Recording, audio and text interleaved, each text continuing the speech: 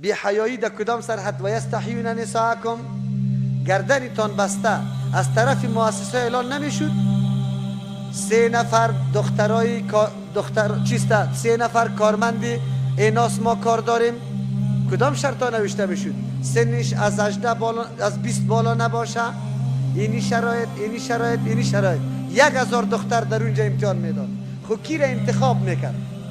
شنگی پارچه را نشانه میکرد که از او کده لوکس دختر نبود، لوکس امو را انتخاب میکرد. نبود، همینطور نبود. تالی را کجاست؟ ما ای را براتان گفتم و انشالله دروغگوی نمیشم. صحنه های دوسی و بیغیرتی که در این وطن تیر شده و ثبت شده، این پسانا باز میبینی میبرای. خود این پسانا باز میبرای، باز نعوذ بالله ببینی که همشیرت در کجاست یا زنت در کجاست. این تالی را افشا نشده و افشا میشه. این را براتان میگم. تو خوش بودی که معاش دخترم دلار است، قطعی فرانسویا کار میکنه. خو لیکن صحنه های دختری تا باز یک وقت اگر زنده بودی، اگر پیش روی پخش نشدی، نمیجا نشانه باشه. این را بگو. استعمار است، همی کار کرده.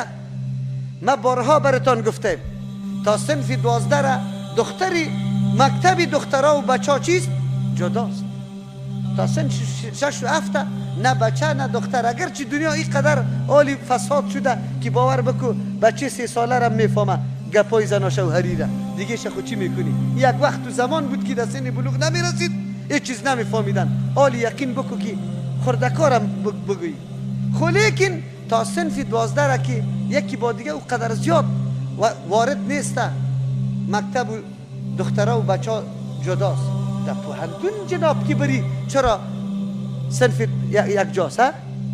امین معلم، امین با غیرتی، امین وطنی. او را با غیرت نمیگم، بی غیرت. امو دوست معلم میگه اینجا پانتون است، دختر میگه در پولی بچه بشی.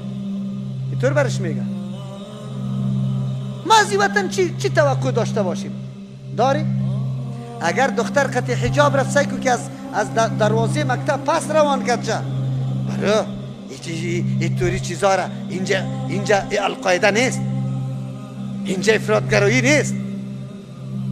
شما خبر داری چاپلوسای دنیای کفره که چی میکنه؟